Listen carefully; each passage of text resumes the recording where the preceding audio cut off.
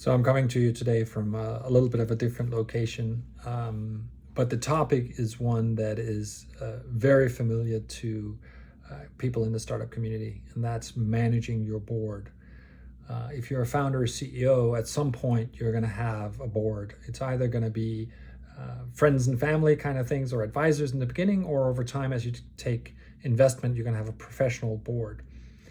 And one of the things I see and I work with a lot of founders on today is the composition of your board is quite important.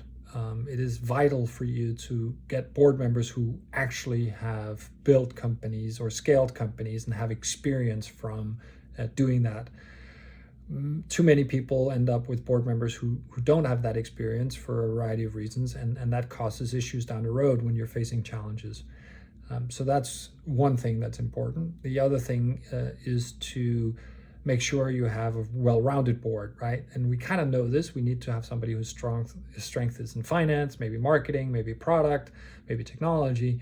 But getting that combination right is important. So let's assume that you now have a board and the composition is correct and they've had the experience that you need. Now we're down to the managing on a day-to-day. So the board meetings actually happen in between the meetings, right? It's not about every month we have to go report to the board and kind of say, here's what we're doing. What you need to do in having a successful relationship with your board as a CEO is actually speaking with them between the board meetings, making sure that they're informed of both the challenges and the wins along the way. The challenges are more important than the wins, honestly. The wins, they will get to them eventually, of course, but you cannot hide. You cannot not involve them. So what I like to do and like to do in the past is to make sure that I every week essentially had a brief chat with one of my board members. Obviously, it would be around a topic that was relevant to them. It could be calling the person who had experience with technology and talking to them about something that I was facing, that I was questioning or how to do. Or it could be something that I wanted to just share with them, saying, hey, we saw this today. I thought you might find that interesting, that kind of thing. And then leading up to the actual board meetings, what we need to do is we need to make sure that they're well prepared and also tell them that we expect them to be prepared. So sharing materials in advance, asking them to make sure that they've read them, confirm that they've actually read them, and then go into the board meeting saying, in the agenda, the board meeting is either a decision meeting or it's a discussion meeting. It cannot necessarily be both. So is it a decision meeting? Then they need to know what is it that we're making a decision on, giving them enough information so that in the board meeting we can make that decision after discussion, or saying this board meeting, I do not expect us to make any decisions, but I want us to discuss these topics for these reasons. Here's the material that you need to understand in order for us to have a fruitful discussion.